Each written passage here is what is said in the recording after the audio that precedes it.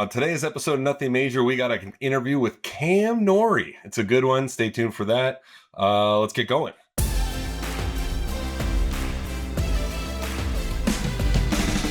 All right, everyone, welcome back.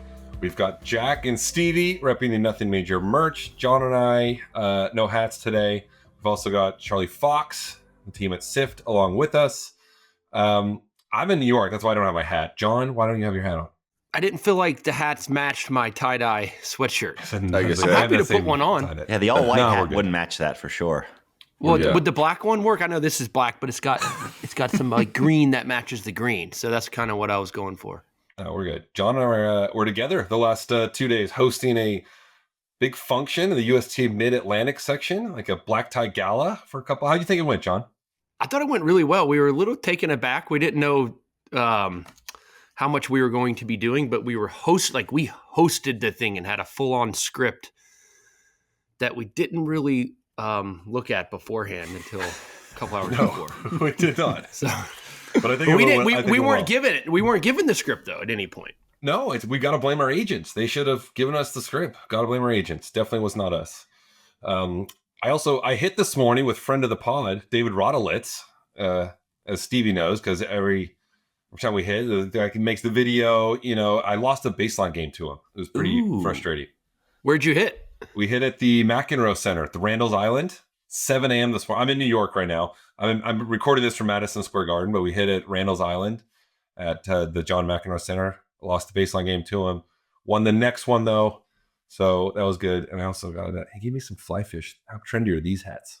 That's trendy. Wow. Fly Fish Club hat? I think you're guaranteed more than 50% off next time you go in. Yeah, I know. All right, little update coming up. We are going to do future episodes. We got a Secret Santa we're going to do. We've all been given a Secret Santa. We don't know yet. The suits at SIFT are doing things behind the scenes, telling us who we got. So that's going to be exciting. We also have an award show next Friday. So on that award show, we're going to be giving out awards like, best player, worst take of the year, things like that. If anyone has ideas, any of the fans, let us know what awards you would like. But for the award shows, right now we have host of the year, moment of the year, best quote or one-liner of the year, worst player pronunciation of the year. Wonder how that's going to go. Worst take of the year. So we're going to do all those. And I'm reading this now. If you head to nothingmajorshow.com/awards, you can vote on those. So vote on those. You have today through the 13th of December to vote. Also, if you go in and vote, we're going to pick 5 voters at random from submissions and send each one of those 5 a Nothing Major swag bag. Guys, pretty cool. In the swag bag, it's going to be 3 t-shirts, the green one, a black one, and a white one, and 2 hoodies, a cream one and a black one. So look forward to those. So you notice there, I mentioned the shirts and the sweatshirts. We have merch coming out. You can we're hoping to have the pre-orders available soon for the merch at Tennis Warehouse later this week or early next week. So you can get those before Christmas. We're finally figuring out merch. But again, make sure if you're voting on there, if you're eligible, make sure to include your email when you vote so we can contact you. But we're going to draw 5 lucky winners. That's a pretty good merch swag bag. I mean, I don't even have the hoodies yet. So we might even give them I got one hoodie. Hoodie. What? I have one hoodie. I schlepped one home for you. Don't you say you don't have any. Them home. Get out of here. Anyway, look forward to that. That's what we got coming up in future shows. Again, if you got any ideas on awards, let us know.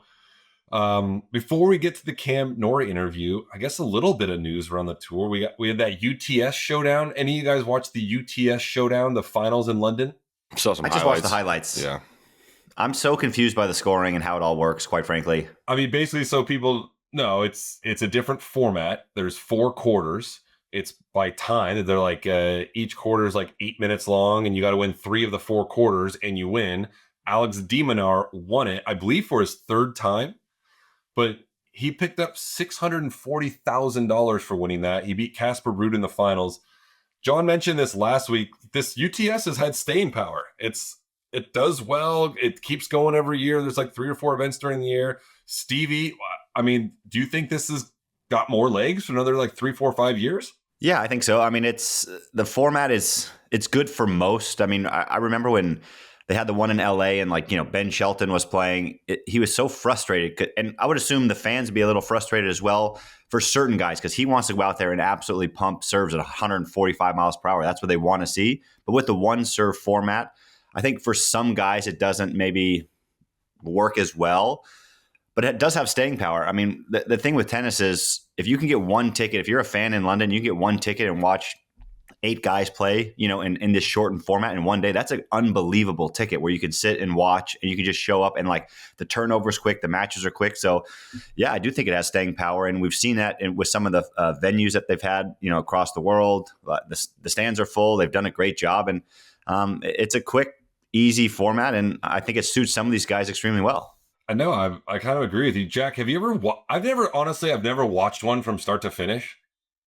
But if it was near me, I would go watch it. I feel like Jack would have loved this kind of event, like when you were playing. Yeah, no, right? Showcase some of the hands and stuff. But I don't know. Are you surprised that de Minaur takes down Casper Ruud? I'm gonna ask you the same question. You think this event has more staying power and it'll just hang around for another 3-4 years, or you think people will get over it? Yeah, I mean, I think it has a potential to, yeah, but I don't. I mean, we're all tennis fans, ex-players, and we don't really know a ton about it. I was the same. I when I saw it, I didn't understand the scoring at all. Didn't really know how to follow it, but yeah, but you can get, like Stevie said, 8 high-level players to go play an event, obviously with a lot of money on the line, so people are going to be trying hard as well. Yeah, I think it has a potential to stick around, but I don't think it's ever going to be that huge of a deal in my opinion. But same. All right, I want to hit on some of the big news that kind of leaked over the last few days. The potential Serena Williams comeback. I know you guys saw it. The tennis world saw it. But then she kind of denied it. As we saw, the leak was kind of, she re-entered the drug testing pool. If you want to play professional tennis, you have to make yourself eligible for the drug testing pool. And so if you do that, that kind of is an indication that I'm going to make myself eligible to play pro tennis. Serena did that. She's since kind of denied the comeback. John, do you think Serena is coming back, or do you think she wants to come back on her own terms and she's kind of annoyed that this leaked and she wants to make the statement herself? Yeah, I think she is a little bit annoyed, but she has to understand that someone's going to get a hold of that somehow. Yeah. I don't know how, if you do, but it's Serena Williams, right? She's always under the spotlight. So to me, it's why would you put yourself back in the drug testing pool? I mean, I'm not saying she's definitively coming back, but maybe she's just leaving the door open to possibly come back in some form or fashion. Maybe it's just doubles. Who knows, right? I think for her, she was like, all right, well, if I decide to come back, it's there for me. I'm back in the drug testing pool. It doesn't mean I'm coming back definitively, but I do have that opportunity. It's a 6 months. You got to re-enter it. Yeah. A 6 month window or something like that. So she'll be eligible right away. So she's just sort of getting her ducks in a row in case she does want to come back, but doesn't mean she is. Maybe she's still trying to figure that out. But I saw her post on X and she said, guys, chill out. I'm not coming back. Just trying to deny it. And hopefully it goes away a little bit. Let's all go around. Does Serena Williams play a professional event in 2026? I'll start. I'll say yes. Stevie? Yeah, 100%. You don't put yourself back in the drug testing pool not to do it. Jack? Yes, for sure. And I think with 2028 LA Olympics maybe looming around as well in a couple of years, this could be part of that as well. Oh, yeah. She would be 46 years old playing the Olympics. Yeah, but it's in LA. If someone could do it. But it's in LA, and you never know. Maybe I don't know. That could be a thought. Yep. John, does she play? That's a good one, Jack. Next year, does she play a professional tennis match? Does she play a professional tennis event, 2026? I'm saying no. Wow. All right. It's a big, I'm not confident. Stevie goes 100%. She is. You got to be confident. I got to go one way or the other. I'm leaning towards no. But of course, I'm not going to be surprised if she does. But. We're actually playing mixed at the Open together. Maybe Jack's been in on this all along. Yeah. Jack's the one that's been convincing her to come back. Maybe she wants to play mixed doubles run. Yeah. Mixed doubles with me because I was the person to not win Hopman Cup with Serena, so she wants to. You did Yeah. blame it Rekindle on that her, magic. if I do remember correctly. I never blamed it on her. What are you talking about? Yeah. We lost. It was John's fault. All right, we'll see if she comes back in 2026. This episode of Nothing Major is brought to you by Aura Frames. Aura Frames, in my mind, is the answer to every holiday gifting moment. You will never struggle again in finding the perfect holiday gift. It's very easy to use. It's very personalized. It's not bulky at all. These Aura digital picture frames are absolutely awesome. You can preload your photos before they even ship to you. And while you have your Aura frame, you can share photos and videos effortlessly straight from your phone onto your Aura frame. Very easy to use. Even someone like myself can figure it out, and I'm horrible with technology. It's an absolutely awesome gift. For a limited time, save on the perfect gift by visiting auraframes.com to get $35 off of Aura's best-selling Carver matte frames, named #1 by Wirecutter, using our promo code NOTHINGMAJOR at checkout. That's auraframes.com, AURA frames.com, promo code Nothing Major. This deal is exclusive to our listeners, and the frames do sell out fast, so order yours now to get it in time for the holidays. Support the show by mentioning us at checkout. Terms and conditions do apply. Let's get to our Cam Norrie interview. It was really fun, really cool. Cam's an awesome guy, so everyone enjoy this interview. All right, everyone. Our next guest, former number 8 in the world, 5 titles. We've got Cam Norrie on the pod. Cam, thanks for joining us. And special that you just got engaged a couple of days ago, we think. It was you posted on Instagram a couple of days ago. When did you actually get engaged? And congratulations. Yeah, thank you. No, I did it in South Africa like a week before that, and I didn't want to post anything just yet, and then we posted together like later. We were like, there were so many different photos to choose from, and then we just picked those. But it was so fun, and I think I actually did pretty well for myself, to be honest. I was a bit tight, but I did quite well. Did you pop the question while actually on the safari, like out with the animals? Yes, so it was like a game drive, and then I told the driver, mate, you got to find me like some kind of decent place to propose here. And he's like, okay, I got a spot for you. And then we went to this watering hole by like the hippo and the rhino and everything, and my family was there, and there was a guy waiting with champagne for us and like snacks and stuff. And yeah, then asked then, and yes, luckily she said yes, so it was nice. Well done. Well done. We're happy for it. That sounds amazing, actually. It's very romantic. Had you been planning that for months and months? Is that how you wanted to do it? Yeah, I was just not sure really how I wanted to do it. I was like, I want to do it there at some point, but I didn't know when, if in Cape Town or on the safari. And then, I just last second, I was like, all right, I'll do safari. Awesome. Well, congrats again. I got one more out of the box one before we get going. Yeah. For our listeners watching, you got that lovely little streak of blonde gray in your hair. Yes. I think. Is that natural? I think everyone wants to know. Or is that bleached? Or what's going on with that? No. We love it. Thank you. No, it's full natural. I just stay like it's that. Unbelievable. And nowhere else. What is that? Yeah, crazy. I don't know. I don't know. But is it like a birthmark thing? Can that happen? No, I'm not sure. Like when I was like 21, I was like start to get some gray in the front. And I was absolutely snapping. I was like, mate, like to my dad, I was like, man, when did you get your first gray hair? Like 21. This is like, come on, man. And then literally like just stay there and nothing else changed. And it's slowly getting bigger and bigger. But I actually rate it as well. I'm quite liking it. I just left it. So are you kidding? The fact that it's natural. If you had bleached it, you'd be like, I don't know about that look. True. But like the fact that it's natural, it's smooth. So congrats again on that as well. No worries. All right, I want to go back. A decade ago, you're playing junior tennis. You went to college tennis. You went to TCU.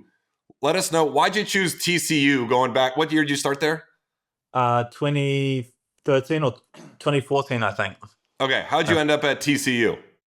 Like I was actually committed to the University of Michigan, and I went on a visit there, like huge night. It was Michigan versus Notre Dame football game, and it was like the biggest. It was 115,000 people. I was like, nah, going, and I was like, all right, we have to go. And at the time, Bruce Burke was the coach. Yeah. And then suddenly he got fired, and then I was like last second I was like, I don't really know if I want to go to a school. I don't know who the coach is, so like I changed last second and took 5 visits in a row, and then last second just chose TCU, and it was a perfect decision for me. I was so lucky to go there, and the coaches Devin and David are the best, and they're producing more players. So good, so good. Well, yeah, TCU has been in the last 10 years one of the premier college tennis programs. They won a national championship very recently. Was college tennis always in the cards for you? Or at any point in juniors, were you thinking pro, I'm not going to go to college, or was it always college tennis? No, like when I actually got top 10 in juniors, but I actually had no result. I was like, got all my points in Asia, but at the slams, I did nothing. I was like, no chance. And I was just like, no, I want to enjoy my life a little bit more and do that college route. And actually, I knew of you, John, and you were doing well already. And I watched you in Auckland when I was so young, like 12. I have a photo with you, actually. I've seen that photo. Yeah. And actually, one match, I can't remember who you were playing. I think it was first or second round one year, and I was sitting with your coach, and he was saying, "Come on, Johnny, come on, Johnny." Like I can't remember who it was, but like, or he was a random supporter, but I thought he was your coach. But I can't. I must have been 10 or 11. But yeah, there was a few guys that were also doing well from college tennis, and you were one of them, John. And yeah, I was like, I want to enjoy, and I heard good things, and I asked around, and I said, no, the tour is always going to be there. I'll go after, so do that after. So yeah. All right, yeah, I appreciate that. These guys on the pod, Sam and Jack, they have high school degrees. Did not go to college, but they were clearly good enough to go pro. Out of high school. Continuing on your college career, so you get to TCU as a freshman. How was your progression from there? What number did you play your freshman year? And at what point during the course of your college career did you know you were good enough to go on and play pro tennis? Yeah, that's a good question. I started playing well in the fall, and I was playing my freshman year. I started at 1, but I had a couple tough losses, and I actually finished the year playing 3. And but I think I was maybe the second best player on the team. Raditi would try to stack a little bit here and there. But yeah, I would. I was. Then the following year, I maybe my sophomore year, I decided I was like, yeah, I'm wanted to play pro. Then like the other time, I was just the freshman year. I was really enjoying and it's such a good environment. But the second year is where I really chose to like turn pro and start being a bit more professional and everything, you know? Yeah. Yes, it's something very similar, I guess. That was kind of how I did it in college. Just a little bit ago, you mentioned you watched, you'd go and watch the Auckland tournament a lot. So tell us about your upbringing a little bit, kind of rewinding a bit. Obviously, you're a Brit, but you grew up in New Zealand. Tell us about your family dynamics and how you ended up playing under the GB flag. Yeah, so I was growing up in New Zealand, and both my parents are British, and I just really needed to, in New Zealand, no one really cares too much about tennis. It's all about rugby, and I just felt at one point that we needed to go overseas, and I moved to London, and both my parents are British, so I was able to make the switch there, and I actually lived at the LTA for a couple years before I went to college. So that was the reasoning, and I had to be in New Zealand. The level was not that not that competitive. I was a decent player, but I needed some more exposure and more tournaments. So felt had to move over there. So that's kind of how that came about. One of the most unique things I feel like about your career is at TCU you met your friend, now coach, Facundo. Yes. I believe you guys overlapped for a year. Yep.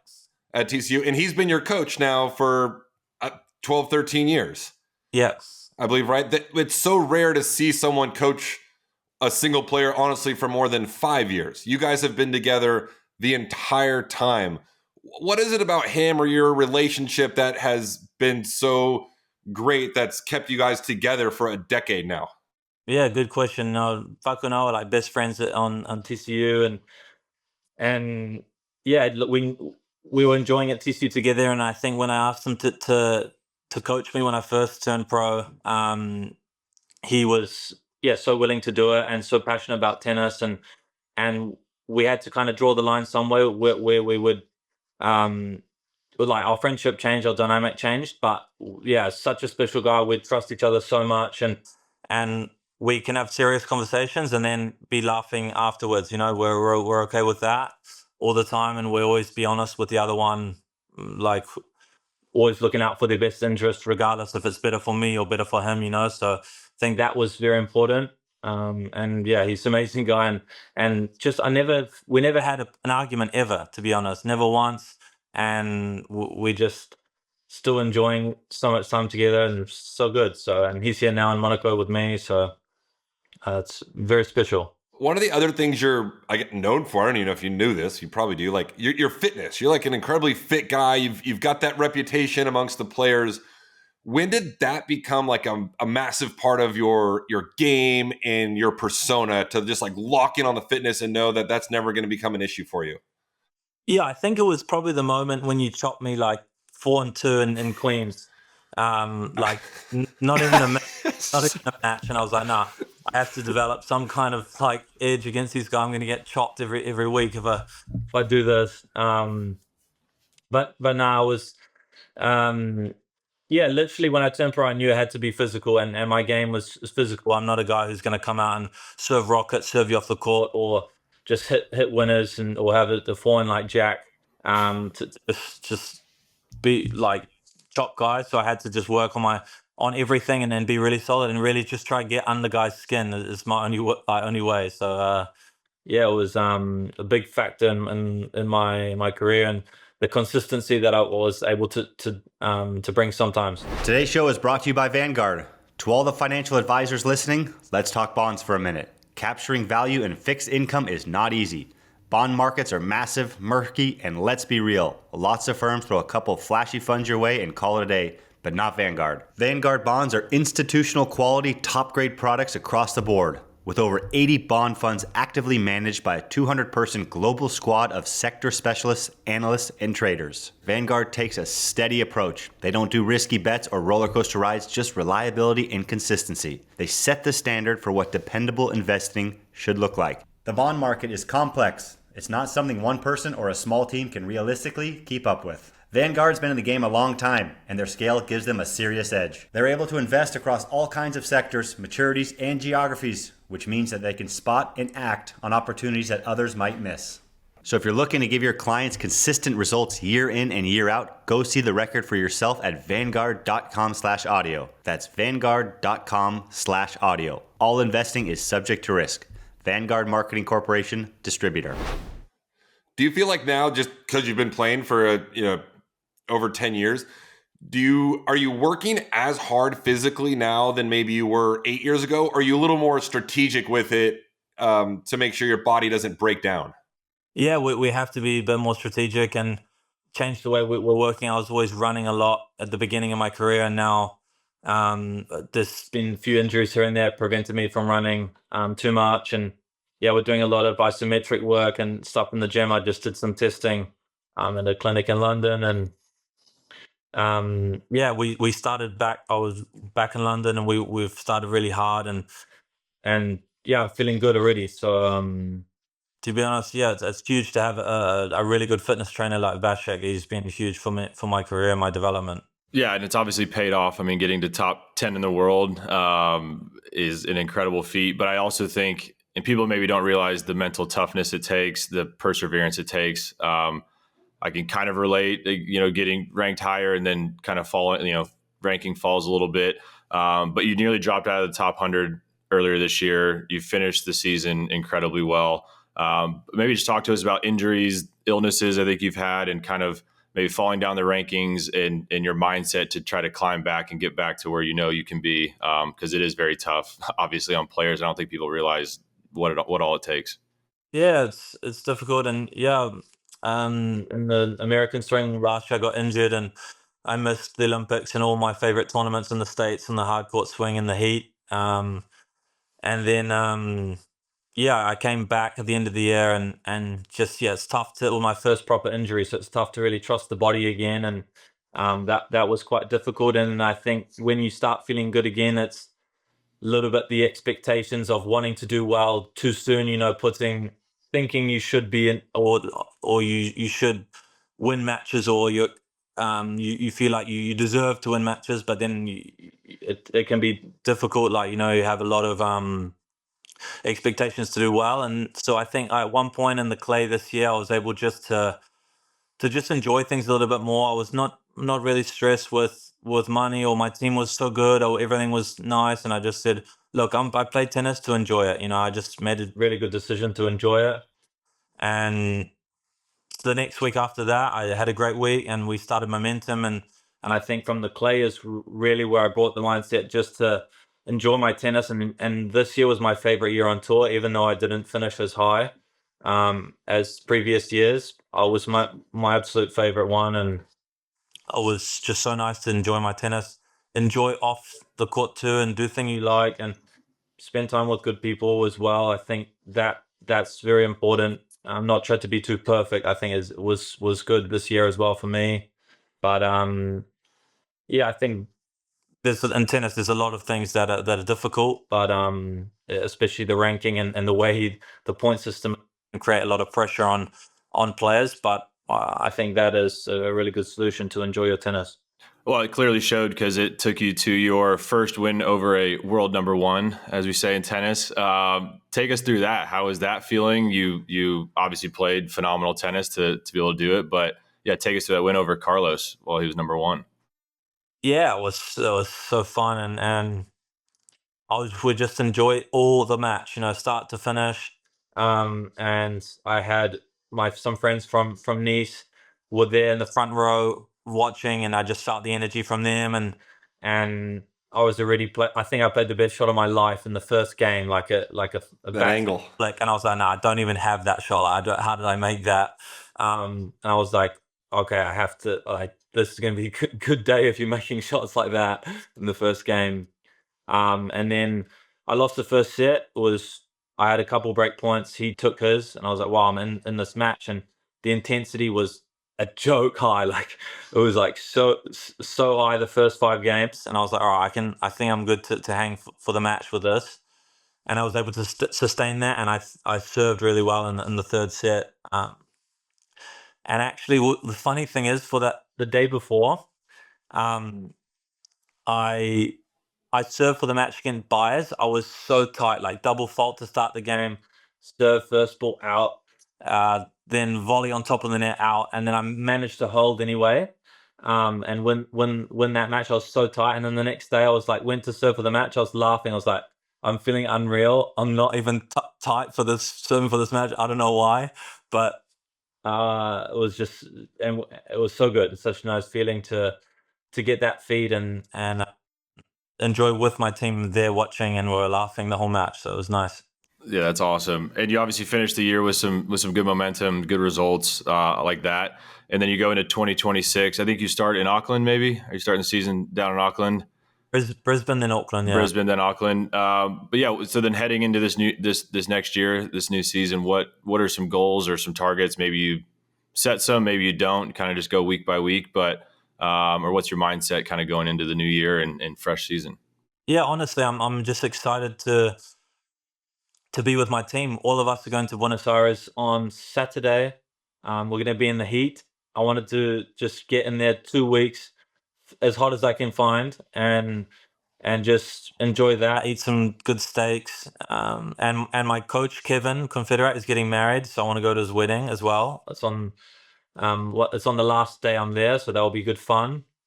And then yeah, I struggled a little bit in the heat. So this year, a goal of mine just to get back to being good conditioning, reasoning why we're going to Argentina, and to keep enjoying my tennis. I haven't thought about any ranking goals, but I want to just keep enjoying, and I'm just so happy to be playing, to be honest, and still healthy and feeling so good. So I just want to enjoy. When you go to Argentina, do you you set things up obviously before, and do you find like a club to play at? Do you rent like an Airbnb? Like, who do you practice with for the 3 weeks that you go down there? Yeah, it got Airbnb for everyone. Both my coaches live there, so that's okay. They take themselves. And yeah, we're practicing at Kevin's club, Kevin Confederate, my other coach. He's a club there. We can play all day on the club. My old coach, or my other coach, Faku, he has another club we practice at too. And then there's so many dogs in Argentina wanting to practice. You know, there's like 12 guys inside 120, I think. Wow. Is this the first time you've gone down there to practice for an off season? No, I went my first ever preseason in 2017, and with my foot ever. Never did a preseason, and I went there like 1 month. I got smoked. I was dead every day. Devin, my coach from TCU, who came, he was just rinsing me. Like I was so unorganized. I was a mess, and so tough. Like so tough. The heat was so tough. So I want to get back and be in the tough conditions before Australia, because I think that's important to get that before it can be hot in Brisbane as well. So it should be good. Janko Tipsarevic used to go to Kenya. Do you guys remember that? Did he really? Yes. He built like a little shack and 2 tennis courts in Kenya, and he would go there before Australia when it was like 100 degrees every day and practice for like 4 weeks with like 5 guys. They would never leave this place. Like bring a fitness instructor, practice, a chef, and they have like Wi-Fi and like never leave this compound. Wow, that's great. It's crazy. All right, well, moving on. I want to go to you. You've played Alcaraz a handful of times. You've played Sinner? Never played Sinner. Who do you think? I know you've beaten Alcaraz and you haven't played Sinner. Do you believe that one of them is better? Ranking aside, do you believe that one of them is better than the other one? I don't. The thing is, I never played Sinner. I practice him a lot. I never played. I really want to play him.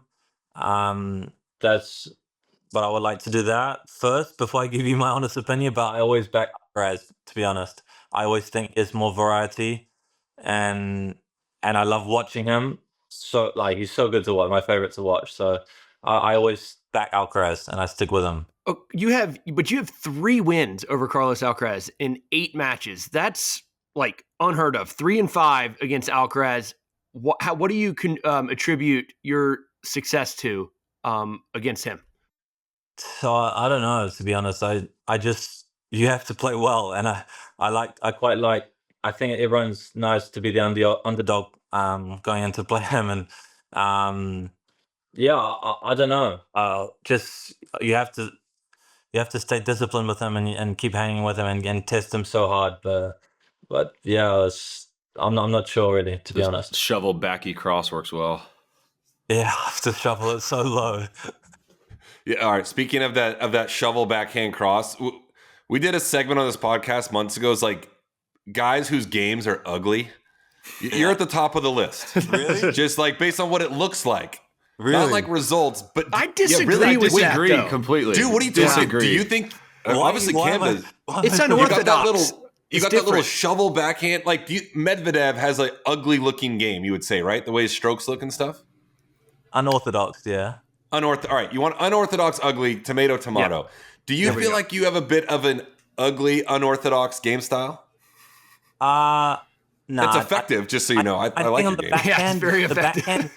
In the backhand, yes. But I think I'm starting to not bunt it as much. Man, I still bunt it a lot, but I think I'm starting to bunt it less. But I think purely on the backhand, there's I would say a little bit unorthodox. All right, fair enough. We also do a segment. We did pet peeve segments, and we did European pet peeves. Look, you've lived in Europe. You've also spent a ton of time in America. Okay. Can you give us a couple European pet peeves that you have, and then a couple American pet peeves that you have? For example, like European pet peeves, we got to talk about the runny scrambled eggs, the half shower door. The same. I don't say the same. The running eggs for me is shocking as well. Like can't even like how does it work like that? I don't even know. It's crazy. It's Like, You need a straw. Yeah, but what? Yeah, I just don't understand it really. And Let's do that. Just give us American pet peeves American from a non-American, if any. Maybe you don't even have any. Maybe you love it. I like America a lot. Honestly, I don't rate the food in America. Full stop. Oh, Full stop. that was my next question. Yeah, that for me, I don't compared to France or Italy. I think the quality is low. I mean, you can still obviously there's very good option, but tougher to find. I reckon. Okay, That's what about compared to the UK with your I meat reckon pies and your very average boiled too. potatoes? Fish Very and average chips. too. Yeah, Okay, but I prefer UK. okay, Yeah. fair enough. All right, as a college tennis guy, Stevie's going to be sad he's not on here for this, but we got John. If you had to build a dream college team, top 6 players, who's your dream college team? All right, I'm going John. Is John at 1? Is John at 1? No, just any Nah, particular. I'm kidding. Yeah. I But think can he I put John at 1. Oh, okay. Stevie's Stevie's going to be gonna big be mad at livid. that. He's going to be livid. He's not going to be happy. He's going to be livid. Yeah. Wow, there's so many options. I'll go Stevie 2. I'm going to skip to the end. I'm going to go Jensen Brooksby 6. Okay. All right. Yeah. Forgot he even played. Nasty guy at 6. I will go Anderson. Was Anderson good when he was in college? Yeah, he was good. Yeah. Yeah. I'll go him, maybe 3. I'll go myself 4. Who's 5? You got to go Somdev at 5. You guys never going to lose at 5. No, you're missing a big one. You're omitting a big one. He's a current player, and he's ranked really high in my mind. Shelton. Yeah. Oh, Yeah. jeez. So Yeah, I was thinking at 5 anyway. That's it. Shelton at 5. I love it. This is always a tough question we'll ask people, but we never know, like, should you put the people in order based on how they were in college or Yeah, how they were in pro? And it's Yeah. tricky. Yeah, that's tough. That's tough. But that was some good ones. Blad's roller maybe like 7. Ohio State. Yeah. It's a good bench guy. He was decent. This offseason, we've been doing a Maldives watch. The entire tour's in the Maldives, as I'm sure you know. Have you ever gone to the Maldives? No plans. Oh, Yes. no plans. We love Yes. No plans. that. We're anti. Have you been paying attention to how many players are in the Maldives this offseason, especially? I saw, but for me, it's just like nails travel to get there, and then Yeah. you're bored. For me, not for me. One day on the beach for me, and I'm done. You're not a beach guy. No, I'm beach guy, but at least surfing or don't know, Yeah. doing some. All right, Cam, if you were not a tennis player, were you going to be asking that, Jack? Yeah, just because I like this one. My bad. What would you be doing if you were not a tennis player right now? If you were not playing professional tennis? If you had a 9 to 5. Maybe bartender. Okay. Oh, my Close God, to what I was going to say. Love that. I was going to give you like a coffee barista in the UK at a little coffee shop.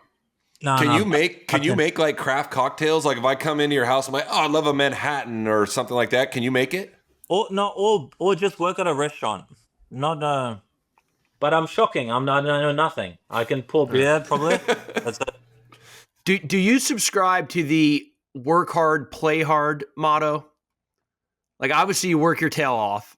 Do you like to go out and have fun away from the court? Occasionally, if the time is right, like to be honest, not many nights with the tennis schedule. To be honest, you can't do too much, but for sure, it's nice to enjoy yourself every now and then.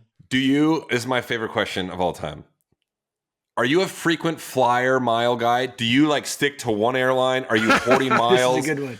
Do you look for like good deal? Like when you go to Australia, are you just buying a ticket? Or are you like, oh, I found a good deal with the miles in business class. I'm going to utilize that. No, actually, I have a guy who I don't know how he does it, but he books for me, and he gets like insane business deals. Like I'm going to Australia for like 1,700 business, and Are you getting miles though? no, Sam, we know who this guy is. yeah, you know him, but Oh, yeah. yeah, Right, Sam? Yeah. Also, but I was like the highest status in American Airlines, and then literally I literally used this guy for like a year, and then literally I was like, I'm the highest status, went to priority, like front of the line. They're like, sir, you have no status. You're like bottom. You lost everything. It's like, wow. I was like, shocked. So I've obviously been using this guy too much. So that answers your question. Can't beat that deal though. Yeah, seriously. All right, I think that's what we got for you, man. You guys got anything else? We appreciate you coming on. Yeah. I was ready for like some games or something. Some games. Now I feel like we let him down. Yeah, no, but like I've seen on the pod, you like bringing games All right, no, we got one. Not a game. like bot or not or something. Well, you can't. No one can top Riley's segment with that. He was so good. We can do unorthodox or not with you. Nah. Okay, well, we actually got one more. A long time ago, we did a top 3 guys you'd want to go to Las Vegas with for during a weekend. All right, so give us your 3 guys you'd want to go to Vegas with to party, and also your 3 guys you would not want to go to Vegas with. Oh, I would say Tommy Paul. Good one. Maybe Kyrgios. Yeah. Wawrinka. Yeah, he likes to get after it. Yeah, he does. Stanimal. One more or 3? You get one more. Hey, Benoit. That's a good one. That's a great list. Good squad. What about maybe a handful of guys you don't want to go to Vegas with? Maybe maybe Brooksby.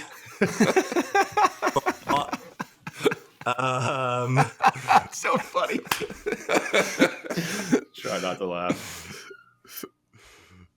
Maybe Baez. Maybe not. Sebastian Baez. Wow, Yeah. I would have put him on the. Maybe I would have put him like on a go list. good. And then maybe Stevie because he didn't join the call. Oh. Good one. Yeah, it's going to be a good clip. I'd like that. He's gonna be rocking that mustache around the club. You don't want that anyway. Yeah. He's slicing and dicing on the dance floor. Did you ever play Stevie in college? By the way, No. He was older than me. That's what I thought. What? You play him, John? No. No, when I finished, he came on. Who was his like main competitor when he was at college? I feel like Stevie is the greatest tennis player of all time. He's gonna hate me for this. I feel like his era was a little weak, players wise. Oh, I don't. Yeah, because I can't think of one. I think my era was kind of weak. We had a handful of players. Cam's era tougher. Ben Shelton had in my mind. That's just I was like me and Kevin Anderson and that's kind of it. Top heavy. Top heavy. But Stevie. Who did you guys have, Cam? Who are the best college guys when you were there, or guys college players that went on to have great careers? Vukic, Kopfer. Who else is there? All right, this is pretty weak so far. Those are the first. But yeah, All right, John's era is way tougher than that. that was tough. Yeah, week or 2. no, I mean, Maybe there was a few more. I have to look into it. there's a lot of guys in the ranked in the top 100 that went to college. Like a lot. There's at least 15 in my mind. True. So, Yeah. All right, boys. Anyway, that was really good. That was you, fun. Cam. Thank you. We appreciate it. Have fun in Buenos Aires. Good luck in Australia. Have a good preseasons. Good luck in the next one. Cheers, boys. Later. See ya. see you, Cam. Thanks. All right. Thanks for Cam for coming on. That was great. I always wanted to get to the bottom of that little strip of gray on his hair. So we finally. That was my favorite question. Right? I mean, that's the only thing I really only wanted to know about him. I didn't really care about any of his tennis accolades, but I just want to know how that little strip of gray came from. So that was fun.